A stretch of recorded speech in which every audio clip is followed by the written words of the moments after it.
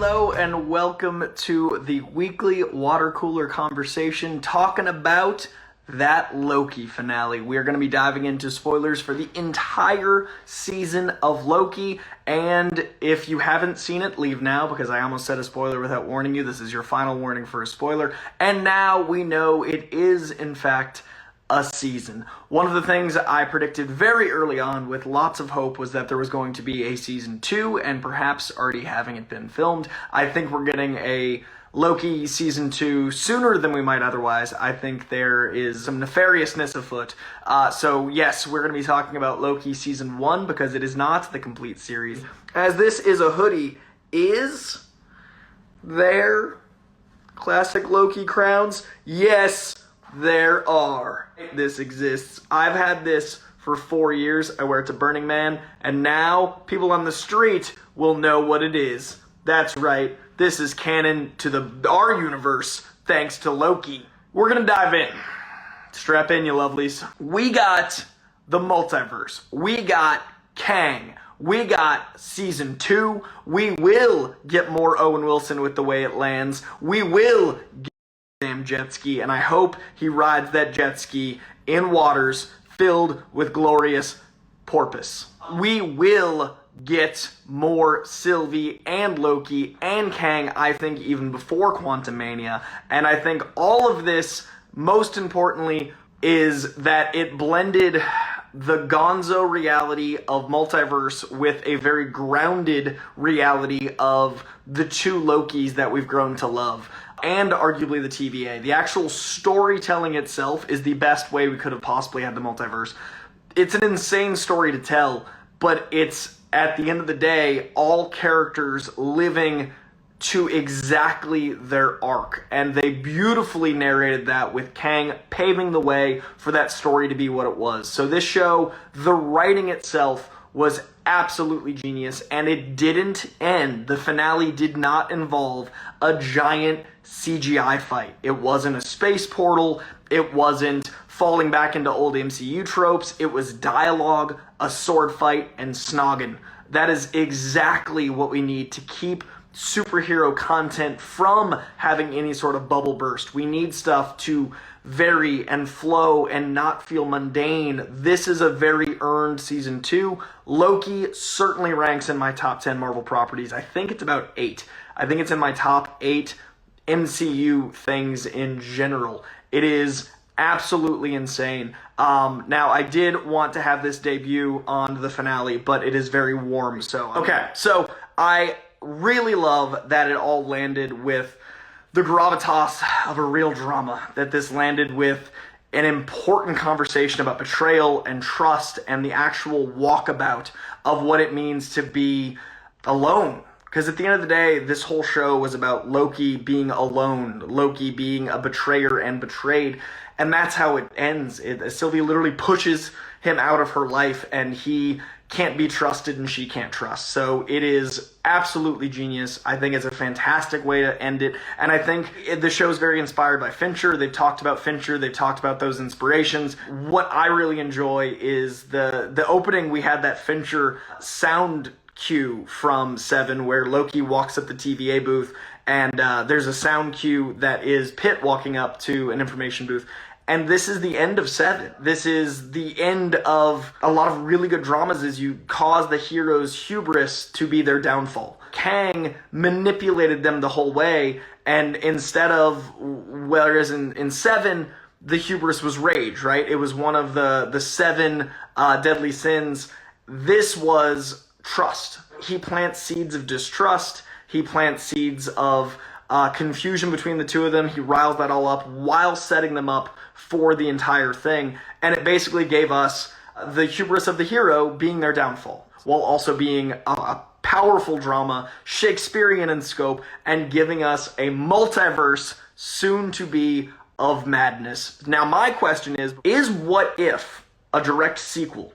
Are we getting a direct sequel in August 11th's show?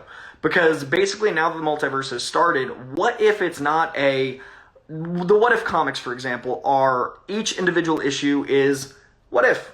Let's go over here.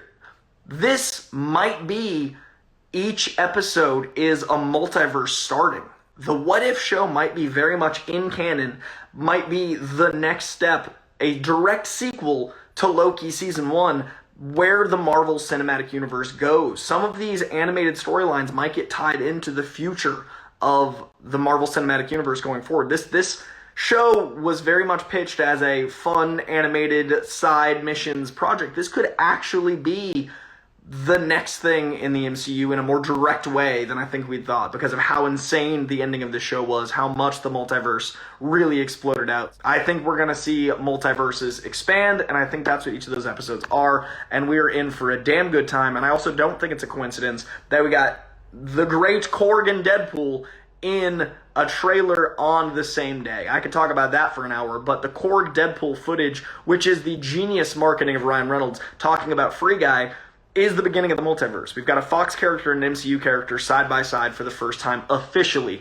Spoiler for a 4-month-old show, Evan Peters turned out to be an unofficial Fox Marvel tie-in. So this being the first Fox Marvel tie-in on the same day the multiverse starts, I don't think is a coincidence. I do think we're going to see a lot more of that in the coming months. I do think there's a reason we haven't gotten the Spider-Man No Way Home trailer. I think we're going to get the Spider-Man No Way Home trailer in the next month or two. I think it's going to be directly tied into what we just experienced.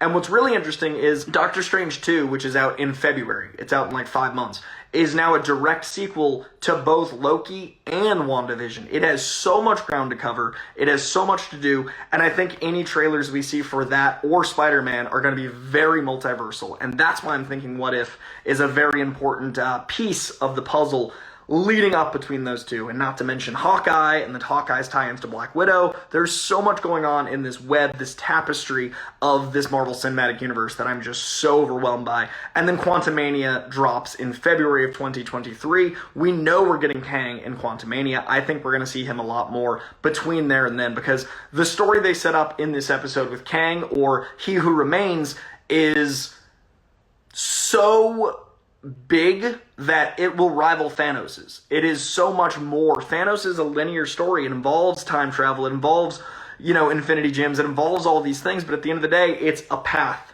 And you might jump back and forth in time in that path.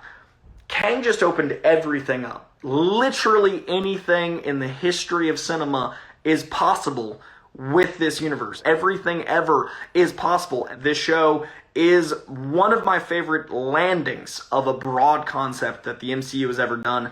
I love that it landed with dialogue. I love that it landed with some fights. And I love that it opened with the multiverse kicking off. And it was largely just one beautiful theatrical monologue from a supervillain explaining the whole show.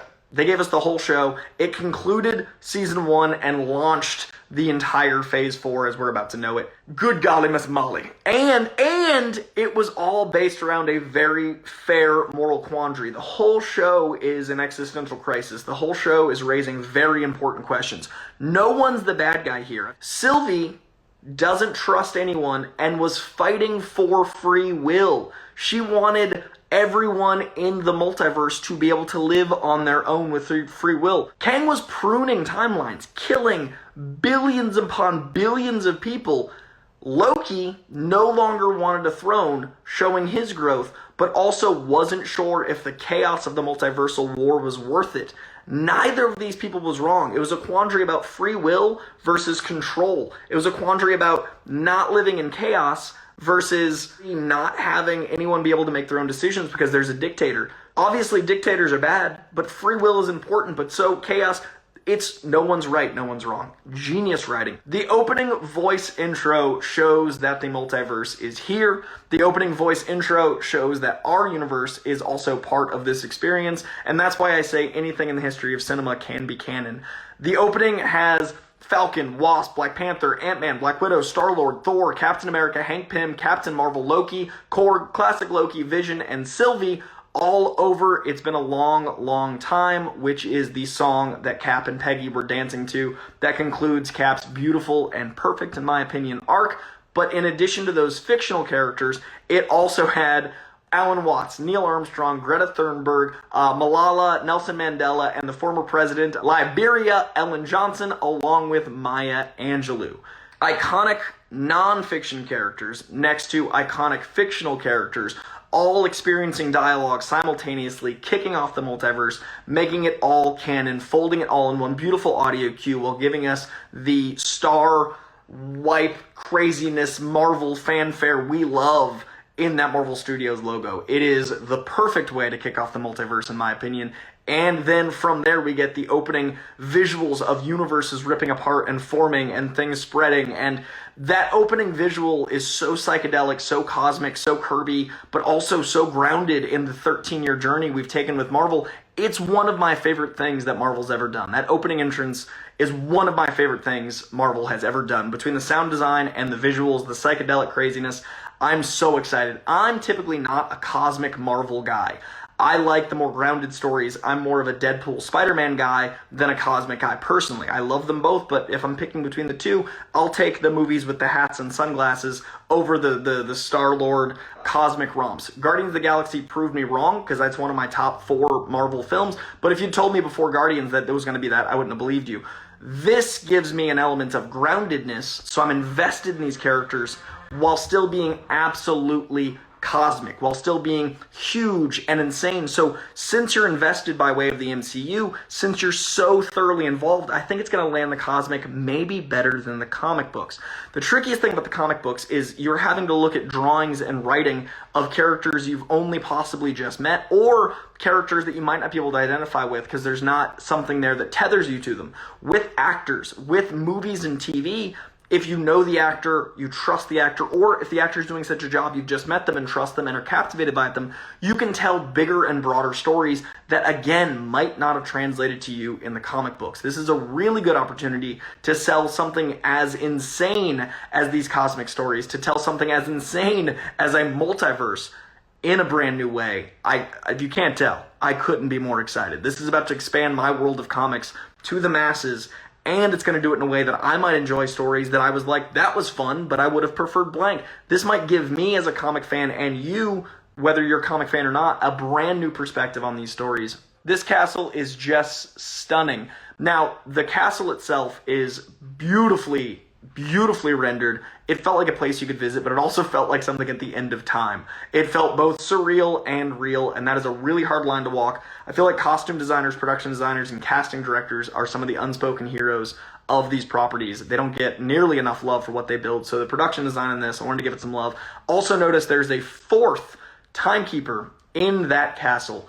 There's 3 in all of the TVA stuff we'd seen so far, giving us those living tribunal vibes, but in the comic books, He Who Remains famously exiled a 4th timekeeper. So I feel like that was a nod to a really cool 60s storyline from the comic books, and it gave us another hint that He Who Remains was going to be involved. I also really enjoyed the combination of He Who Remains and Kang.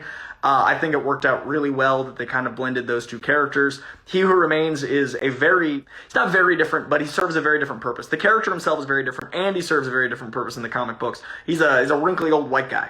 Kang's a blue guy.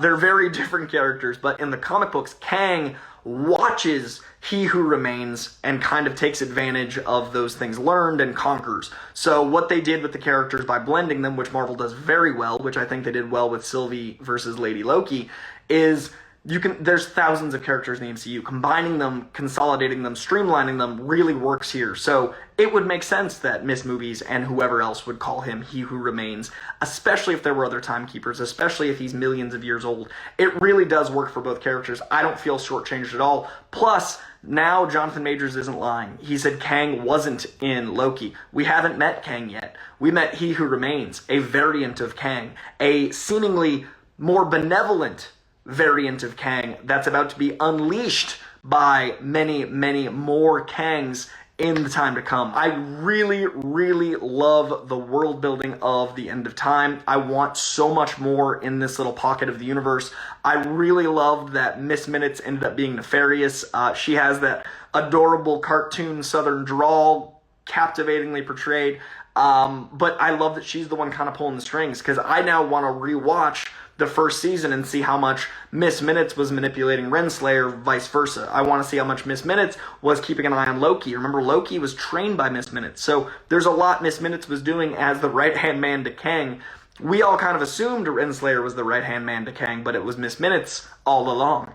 And this gives us an opportunity in Season 2 to have Renslayer in her search for free will to become the comic book counterpart she is, the wife of Kang, someone that works alongside Kang. All of this are going to be really, really impressive because in the comic books, she's already devoted to Kang in a lot of ways, but she's her own villain as well. In this, she thought the Timekeepers were real. She feels betrayed. She can have a much more interesting arc in Season 2, and I think that's what we're about to get. The offer to give them exactly what they want for who they are is the perfect conclusion for this season's arc. Loki no longer wants a throne. That's everything Loki's wanted since we met him. Loki just wants power. He wants people to kneel before him. He wants to be seen as worthy. He wants to be better than his brother. He wants power. And he literally says he doesn't want the throne after going through all the growth and crises in this show.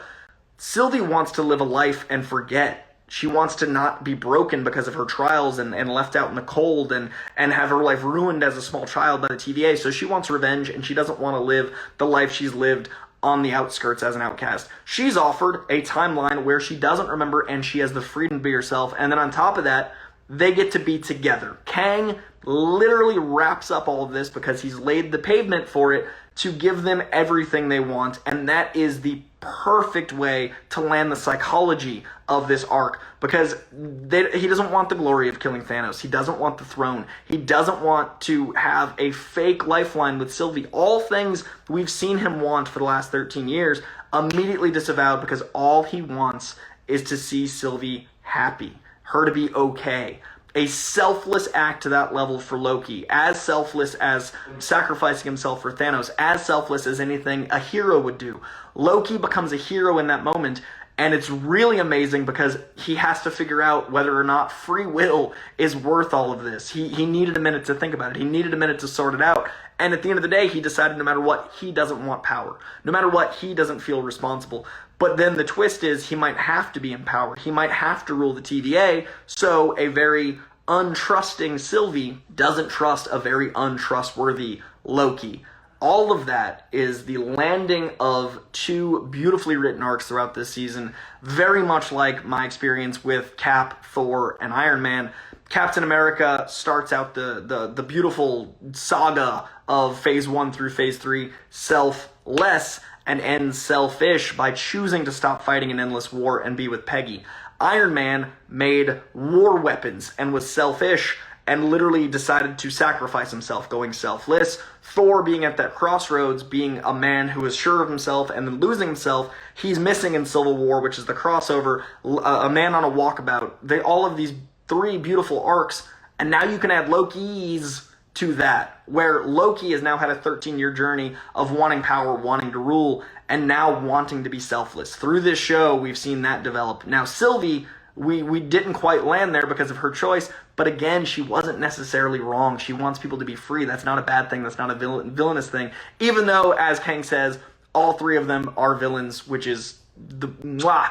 I really like that this was the third Marvel show because we live in a time where we get a glory, a bounty of riches. But it also gave us two shows where we expected a giant reveal that didn't necessarily come. WandaVision didn't have Mephisto, spoiler alert, and we ended Falcon Winter Soldier with a very beautiful speech, and it gave us a kickoff for Cap 4, but it wasn't like a landing that had that of a crazy internet broke the internet thing. So a lot of people assumed we wouldn't get Kang out of atrophy. We were told we weren't getting Kang. We've had two shows that save stuff for the next property. A lot of people thought Kang might be a post-credit scene or not show up at all. This show keeps us guessing by giving us nearly 40 minutes of Kang monologuing, really introducing Kang in a powerful way, and I don't know if that would have landed if this was the first show out the gate. Now, Kang himself, if you don't know the character, is a lot of characters. He is, as he talks in the show, a series of characters throughout time, often battling each other. He's Nathaniel Richards, he's Immortalus, he's Iron Lad, he's Ramatut, he's a lot of characters, and he's also Now He Who Remains. He has some good variants, and I do think this was a better variant. And he also has fully conquering despots, which is what I think we saw in that final statue. He's also related to Reed Richards in a timey-wimey sword and foot away. The element of time travel is going to get really messy with these multiverse realities, and it's going to be interesting how it ties into the Fantastic Four, because he is, in many continuities, the grandfather of, but there's also a teen Kang who is a young Avenger, and we've been forming the young Avengers throughout Phase 4, especially with the end of Black Widow, which I won't talk about here. There are things forming that are going to be very important to have teams for. So we've got Cassie coming in Hawkeye. We've got the twins in WandaVision. We've got Patriot in Falcon Winter Soldier. This could be Iron Lad using Teen Kang, because they talked about how many other Kangs there are. So to me, this is a soft little boop adding to the Young Avengers to come, because Teen Kang is in fact another Kang. He looks more like Iron Man. He doesn't want to identify with obviously an evil despot that conquers all timelines. But it was like we predicted last week that Alioth was working and conquered by Kang. So we had a lot of good predictions last week on last week's weekly water cooler conversation that came to be. And it was, in fact, the building they set up in the rubble. All of this was, in fact, leading to Kang, just as we'd hoped. And I love that this Kang has the Immortalus Symbol. The Immortalus Symbol is really iconic to the character, and it was a reveal that he was a Kang. So it gives you a little comic moment. There's this circular pendant on his chest that reflects Immortalus, and he's wearing like this Jim Chung tunic. Jim Chung is one of my favorite artists. He is a Young Avengers artist. He is an absolute master, and he drew Kang with this great tunic when he took his helmet off, and obviously he's not wearing the helmet here, so it reflected the comics beautifully. Looked very comfortable. Honestly, if I could get away with wearing a tunic like that, I would. What an intro to Kang. What a blast Jonathan Majors is having. Like, the fun he's having, the journey he's going on as an actor is so much fun. He had the hardest task. We had forever to set up Thanos. We had teases, we had hype, we had years of building. This guy had to come in, have an entire episode monologue, stay interesting just in dialogue at the climax of a story that's been this big. It's really hard to hold an audience for the climax just with dialogue, but the actor is so good that he was able to be spontaneous enough to hold our attention while giving us an hour of exposition explaining the whole show and launching Phase 4. Jonathan Majors was the man to cast as Kang. I love the spontaneity. I love the puckish attitude. I love the chaos of it. I love that he was good and bad, that he was navigating a lot of things. I love that I believed his motivation. I love that I think he was actually trying to help while also being selfish. I love that I think we're going to get a very terrifying Kang next time we see him, also masterfully portrayed, that's going to feel completely different because it's a different person. The next Kang we meet isn't this Kang. This Kang's dead. This guy was He Who Remains. Kang is about to be a real mess. We're going to get to play with so many different performances from Jonathan Majors. And just in this one portrayal alone, I trust that. So Jonathan Majors, perfectly cast, and I love how much fun he's having. What a debut. What an introduction. Marvel villains are getting better and better and better, and I think he's going to be like the Moriarty to Sherlock. He's going to be this element of chaos we're captivated by, and we're going to kill him, and he's going to come back in a new way, reincarnation. There's hella Kangs coming, and they're all going to be really different. So exciting. I love that he said, "He Who Remains," she's still calling me that. Creepy. Well, I like it. There's moments of nefariousness while also moments of benevolence. I love this portrayal. Sylvie trying to kill the dude even before they leave the elevator, and Loki's uncertainty is also a beautiful culmination of where the characters were. Sylvie's been betrayed her whole life. She was a child. Of course she'd lash out. Loki's trying to be a better person. Of course he'd be uncertain. That's the microcosm of the macro of the story, and then that lands. So they give us a little foreshadowing in the elevator, and then by the time it lands, that's how it goes down in the room, and that's what kicks off the multiverse. Again, it makes sense for both characters. Kang's mischievous shuffle, speech pattern, mannerisms, everything. What a debut. His little shuffle out of the elevator in his outfit, all of that. I enjoyed it so much. I love the chaos of this performance. The tea scene, he's giving them tea. Loki, 2 sugars, playful as hell. The Loki mirroring here, they're not the same as we learn with her last dialogue towards him. Both Lokis standing on guard with their swords, sitting at the same time. All of that mirroring was really beautiful, and it shows how similar those characters are. and there's just those variants that change how they behave and what they become and how they act. Renslayer's duplicitousness in this episode. We've had a very duplicitous Renslayer throughout the show. We've had her stab herself in the back with her own motivations. We've had her distrusting the TVA publicly, but actually being loyal to it. We've had her betraying Mobius while saving him. We've had all sorts of stuff with Renslayer, and that continues in this episode. There are moments you don't know what she's going to do. We don't know if her saying she's going to go find free will, if that's a threat or a promise. We don't know if she's going to end up with Kang. We don't know if she's trying to help. She did save Mobius, but also, who's the other accountant? Who's the accountant that was leaving rings on the table? Is there another Mobius she's working for? There's so much we want to know about Renslayer, and we discovered the pen was in fact that her OG, or maybe just another variant, is the principal of a high school. So that's how B-15 was able to find her so quickly, but I really enjoyed Renslayer's portrayal here. I love what Mbatha-Raw is doing with this character, and I'm really excited for more Renslayer, and I love that we're getting a season 2 because we can really dive into all these characters, and it looks like they're all going to stay, which is so exciting. We get back to the powerhouse that is Jonathan Majors. The line, "flee on the back of a dragon just hanging on," is such a beautiful way to describe Sylvie's whole journey. It also just adds so much oomph to the cosmic element that is Jonathan Majors. He's probably seen some dragons. We're gonna get dragons. We get dragons in Shang-Chi. I love little lines of dialogue that world build, while exposition build, while plot device carry. I love all of that so much. His commentary on their experience is a commentary on fate and predisposition in general. Kang is reading them their own dialogue up into a point. Kang is telling them what they're about to do. He's able to avoid attacks because he knows everything. So is there free will? Is everything predisposed? Is all of that? We find out in a moment there is a threshold, but what a fascinating commentary on our lives. If every decision we make is already foretold, does it matter? One of the great human questions. How much of this is already preordained? And I loved seeing that with a villain that would know all that. What's the next Kang the Conqueror going to have? Is he going to have spreadsheets of what every attack's going to be? Is he going to know what everyone's going to say? There's so much to play with that one little egg planted. Chaos, death, only one person gets free will, the one in charge. What a terrifying concept. What a horrible way to live. Renslayer saying that no one gets free will, only one person gets free will, the one in charge. Full villain, duplicitous. I love the way Renslayer was handled here. Dedicating her life to that place, I can totally see how Mobius did betray her, but he did it to save all mankind.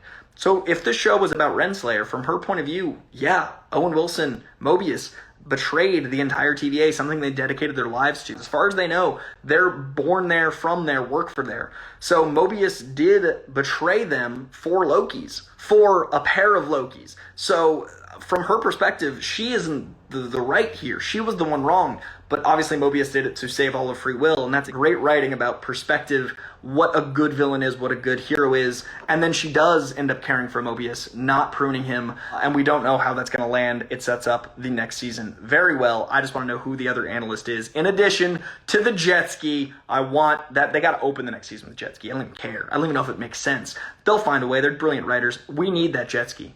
We get the opportunity to have the Lokis take over the TVA, which was Loki's whole goal. Like our Loki, 2012 Loki, his whole goal was to have him, and now he's wanting to share it with her because he loves her, take over the TVA. That is literally what Kang offers, and yet doesn't take him up on it because of his growth as a character.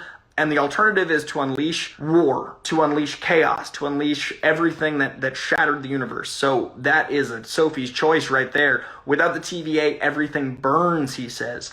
And he also says, what are you so afraid of? Me. When they ask him what he's so afraid of, the answer is Kang. Because there are an infinite array of Kangs, and a lot of them are awful. So his fear of himself beautifully mirrors Loki's fear of himself. So it's in the opposite direction. Loki doesn't know who he is, and his fear is not living up to his own potential up here. Kang is afraid of himself in a very direct sense. So the show being about detective work, discovering yourself by meeting other versions of you and seeing their flaws and fixing them in yourself. So Loki literally is a detective of his own life, and the villain mirroring him, being someone afraid of other choices he makes. I never would have thought of Loki and Kang as polar opposites, but what a beautiful way to tell that story. In the best villains, you see the hero. The Joker has no rules, Batman has his one rule. There's so many characters that mirror each other, but the way they wrote this story, Loki's in search of himself, Kang's running from himself. We got to see the Council of Kangs. The Council of Kangs is comic accurate. There's a Council of Kangs where they all fight each other, where there's millions and millions of Kangs. We got to see this beautiful little metal vignette of the Council of Kangs and different Kangs. We got a lot of exposition about how Kang got there. You're going to be strap in for hella Kangs, y'all. It's about to get messy, but the Council of Kangs is very much a comic accurate thing. I love the line about narcissistic self-congratulatory peace. They formed peace over loving themselves. All of that was charming and lovely because of the performance. That is what we're about to get into. We're about to get into this egotistical... Kang the Conqueror is an egoist. He's a self-congratulatory conqueror. He's about to ruin everything because of how much he loves himself. So that Council of Kangs is setting up a big ol' thing. This good or better Kang variant would use a frickin' cartoon guide. But at this point in the episode, I realized, like, this guy's trying to do what he thinks is the right thing, and he seems to have a weird sense of humor. Of course, Miss Minutes is a time cartoon clock. Of course, that is the decision he makes, and it makes total sense. Some good Kangs, like the one of the Young Avengers, some evil. Most of the Kangs we know are conquerors. As they go through the Council of Kangs, we learn that there's different ones. And then one of my favorite pieces of the monologue was when he goes, ah, and talks about diverging from the dogma. The dogma of the TVA, everything we've learned so far, is then at an end from the reality. We diverge from the dogma, the dogmatic belief in the TVA, and we talk about how he was the first variant to weaponize Alioth. That he isolated the timeline, and all he had to do was manage the flow of time and prevent any further branches. Hence the TVA, hence the Timekeepers, and a highly efficient bureaucracy, hence ages and ages of cosmic harmony, hence you're welcome. The dude did all of that, and is kind of in the right in his own worldview. The dude did clean up the timeline. The did save millions of lives, but cost billions of lives. So it's not a good thing to do, but from his perspective, that is very clean. That is very linear. That did prevent war. But all of this is like, at what cost preventing war? At what cost death? Is it getting rid of all these other people? And I love that the highly efficient bureaucracy, there's a lot of commentary on how we live. Like, our government isn't necessarily working. This bureaucracy isn't necessarily working. At what cost these systems? That's a bigger conversation that Falcon Winter Soldier touched on beautifully. He says, I keep you safe, and if you think I'm evil, just wait until you meet my variants. What a foreboding strap in for some absolute craziness. What a beautiful little boop. We're about to get some insanity coming, and I love how this was a 40-minute monologue, but every little bit was succinct. They told a lot of story here. He then goes on to say, I've been looking for someone to replace me, and I didn't realize they would come in two, that he paved the way, that made all of this happen. He's old, he's tired, he doesn't want it anymore, so he's looking for a replacement, and that it was Loki's, he would have assumed a Loki to take over his spot. It coming in two was a surprise, and then all those little twists and turns, and then again, the Seven-like manipulation. He manipulated her just like Kevin Spacey did in Seven with Brad Pitt, and the twist of the other Loki coming in and making it a whole thing. And then we're all villains here. We've done horrible, terrible, horrific things, but now you have a chance to do them for a good reason. Yes, they are horrible things. Yes, they are all villains. And yes, does it make you a hero if you do horrible things for a good reason? Not necessarily.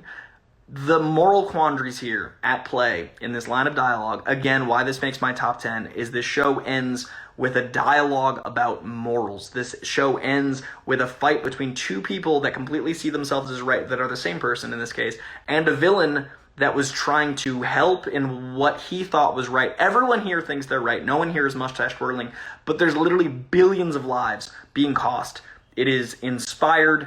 It is true that they're all villains. It's true they've all done horrible things. It's Loki's and Kang, and yet you don't know quite who to root for. And then the grow-up Sylvie speech, how she's being immature about making it about herself. It is about everyone. It is much bigger than her. And then she does the selfish act of getting revenge, even at the cost of potentially everyone, knowing the multiversal war that'll start. But also in her heart, in my opinion, I think Sylvie's good, knowing she's allowing for free will. She's helping. She's moving things forward. All of that, absolutely insane.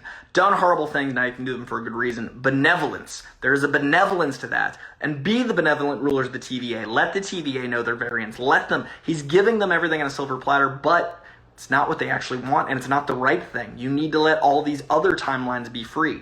The realization of not knowing everything going to go, the moment they cross the threshold, the moment he doesn't know how things are going to go, that'd be like getting a new pair of eyes. If you knew what everything that was going to happen and then suddenly crossed the threshold, it'd be like seeing, it'd be like hearing, it'd be like tasting anew. It'd be an entirely new experience. The acting of Jonathan Majors crossing the threshold and experiencing everything in a brand new way was fantastic. I loved his line about "I love all this honesty, feels like a fresh start." I loved all of that, and that was just a transition in his acting. That was just a moment in his eyes that we got to experience. I can't wait for more of him. Free will versus thousands or billions of boogeymen. So they call out, they spell out the issue while they're sword fighting. Sylvie spells it out. Free will versus thousands of boogeymen. What a quandary. This is Thanos level right here. This is Thanos was right stuff in one episode. We had a Thanos was right quandary, and whether the solution, it's whether or not you're on which side of it. Was free will worth the chaos of a multi-generational, multiversal war? Is any of that worth it? They're both right. Again, Thanos level threat, Thanos level quandary. You can't trust versus can't be trusted. Love that we summed up the entire characters in a sentence, and I love that it was their downfall. I love the betrayal that both of them feel. Sylvie has to do this thing, so she does betray Loki, but at the same time, she's living up to her own standards. She's doing her thing. They're both sticking to their morals and their beliefs, and this show therefore sticks the landing. I was saying if this show sticks the landing, it'd make my top 10. That was absolutely sticking the landing. Nothing felt forced, nothing felt contrived, nothing felt extra, nothing felt missing, because it's a cliffhanger. It did give us a cliffhanger for season 2, setting up so much stuff. Didn't leave us without the arc conclusion. Both of those characters concluded an arc. Our lives are made up of arcs. Every day is a continuation of our arc until we die. But there are chapters. There are individual arcs. So it's like a 10-year running show. A show has 3 arcs per season sometimes, and then one overarching arc that season. But then the whole show is an overarching arc. In our lives, sometimes you'll notice you're in a new house, in a new job, in a new friend group, and you realize you're in the sequel to your own life. We have these arcs. I had a dream about that the other day where I'm in a new home, I've got a new car. In COVID times, I lost all my work that I was doing, so I have a new, I'm doing this, which I hadn't done 2 years ago. All of my stuff is on my own. I'm in a sequel to my own life. I'm in a different installment of the series that is my life. But those arcs had to conclude, but those arcs ended. I think a good show concludes its arcs and allows for a cliffhanger to the next thing. I don't know where I'm going to be in 3 years. It's going to be a different story. It's going to be a new movie in my life. It's going to be a different section, most likely, unless I stagnate, which I won't. I refuse. These are all arcs that need to have conclusions, whether they end in ineffective ways, they end well, they end poorly, they end in a way that feels slighted, that still needs an ending. This gave us a solid ending. This gave us so much resolution while still kicking off so much. Sorry to go on a rant about me, but I've been looking at what it feels like to live life. There's so many times you look at your friend group and it's a totally different thing. You look at where you live and it's a totally different thing. We're all living these different arcs, and we don't have chapter endings like in movies. We don't have credit scenes. So we never know when it's a new thing. All of a sudden we just realize it. And that's what I love about these MCU shows, is they just realize there's a new transition in their life, and it's really been beautiful. Selfless Loki. Selfless Loki just wants her to be okay. Loki doesn't want a throne. He wants Sylvie to be okay. He truly loves her. And she learns that she doesn't know how to be with him or trust him. There's a kiss that we don't know if it's for betrayal. We don't know if the kiss is to distract him or if it's real love to say goodbye. That kiss was so painful, and it was so beautiful, and it was so haunting, and it was such a moment. It also represents the culmination of the whole show. That's Loki learning to love himself in a very literal sense. He's learning to love himself, and himself is her, and also himself. He's learning to be better and love himself in an externalized and internalized sense. It's goodbye, it's betrayal, it's forgiveness, it's all those things, but it's also, in a storytelling sense, Loki learning to love himself before he is alone again. At the end of the day, Loki's been alone the whole time we've known him. Loki's always alone, and now he's alone again, and so is she. That's what the character is, alone. Every time a Loki gets in a place with another relationship, they end up alone. Loki's so broken. Loki's the god of outcasts. Loki just wants to be welcome. Never happens. Loki just wants to belong. Never happens. So Loki learns to love himself, and then everything breaks apart. A very, very visual and painful metaphor. The betrayal really stung. I just want you to be okay, followed by, but I'm not you. She isn't him. That's true. She's her. They're different. They're not the same. They are the same, but they're not the same. She then kills Kang. See you soon is a great last line of dialogue. What a foreboding line. What a great villain line. See you soon. Powerful. Then we get branching timelines. Everything is possible. All the Spider-Man in the next Spider-Man movie. All the universes. All the X-Men. All the Deadpools. Korg and Deadpool in that promo, I do think ties into this. Everything is now possible with these visuals. It all collides. It all comes together. And then we get the resolution of our hero being slighted by hubris, kicking off the multiverse, giving us everything comic fans have always wanted, and we get visuals of universes splitting, timelines diverging, and we find out that our Loki is now in a different timeline. Now, we've got so much opportunity here. It looks like in this timeline, we've got a nefarious Kang that's already comic accurate with the statue. The line, does he want us all to let it branch, is referring to Kang. They're already working for Kang in this timeline. Loki doesn't know that. Loki comes in, countless different versions of a very dangerous person. They're all set on war. We need to prepare. Who are you? Are you that guy? Guys, we're in a new timeline already. Now we have multiple Mobiuses. Now we've got multiple B-15s. We've got the opportunity to have hella Mobiuses. We can have a planet of Mobiuses. We're in a new timeline as it is. Season 2 is our Loki in a new timeline, as it is right now. What an insane cliffhanger. Kang has already won in that timeline. I am so overjoyed with it landing, because that's a 2-minute scene. It is so powerful the way they land that, and I'm so glad they didn't announce Season 2 before today. I love that it was a mid-credit stinger. I love that we got full comic accurate Kang, and then the stinger all within 3 minutes. Season 2 is coming. I predicted it. I'm going to take credit for that. I was hoping for it, but I'm so glad I didn't know it. I'm so glad I didn't have the expectation of cliffhanger with certainty. I like that it was still a mystery. I was like, how are they going to do this? I thought because of pacing, we'd get a cliffhanger, therefore Season 2. I think they might have already filmed it. I think it's going to come out sooner than we think. I think that teasing it the way they did was absolutely perfect, using the files. It's really hard living in internet culture and having surprises, and I don't like staying up till midnight. I like watching it in the morning, but I knew I'd wake up to things. Even if I just turned on Instagram to do this live, I was afraid of getting spoiled. So it's a bummer there's no statute of limitations for that big of a spoiler. I'm so glad I got to experience the Season 2 moment. I'm so glad I got to be in a state of shock for part of the credits, just like I was with the Lokis. When they pruned Loki and we didn't know the post-credit scene with those Lokis was coming, I love those moments of tension. I really appreciate it. I'm so glad they didn't announce it. And I love, again, like the third show, with those villain moments. With the other two shows, we didn't have the big villain reveal, so we assumed it maybe wasn't Kang. Just like that, we assumed maybe it was a series, but it's a season, again, playing with expectations. Loki head writer Michael Waldron was talking to Vanity Fair and said that part of the fun of working on this show was creating a disaster and just saying, yeah, we'll leave that to the next writer. But then Waldron was brought on to Doctor Strange and had to clean up his own mess. Loki and Strange will be directly correlated. The head writer of this is working on Doctor Strange, and that means we get all sorts of sequel goodness. I think in What If, I think in Doctor Strange, I think Doctor Strange is a sequel to WandaVision as well. I think all of this is going to be absolutely bananas. All right, you lovelies, I'm out of time. So this has been one of my favorite weekly water cooler conversations. I appreciate all the love in the chat. There's so many of you in here, which fills me with such joy. Thank you, thank you, thank you. I will be back for What If. I will be back sooner. We will be doing these for all sorts of shows. Like, comment, share, tell your mom, tell your brother, tell your roommate, tell your dog walker, tell everybody. Whatever boosts the algorithm, whatever thing, comment, just write cheese. I don't care, but like, I want to do more of these, and I'd love to do them on a bigger scale. I love doing them in front of my Blu-rays. I love doing them in my home, but I would love to do this in a more official capacity. So the more people get eyeballs on this, the more likely I can do that somewhere. This is all me just freelancing. This is all me literally in my house. I'm not getting paid. This is just me doing it at home. I want to do this with you guys on a bigger scale. So like, subscribe, comment, all that YouTube stuff people say, but this time Instagram, send it to people, and check out the Late Con with Coy Jandreau. It is a separate YouTube page where we load all of these up, edited succinctly with graphics. My team is incredible. I am so appreciative of them for chopping this up and adding graphics. That gives some visual cues for those that might not know what the hell I'm talking about. So check out the Late Con with Coy Jandreau. Subscribe there as well.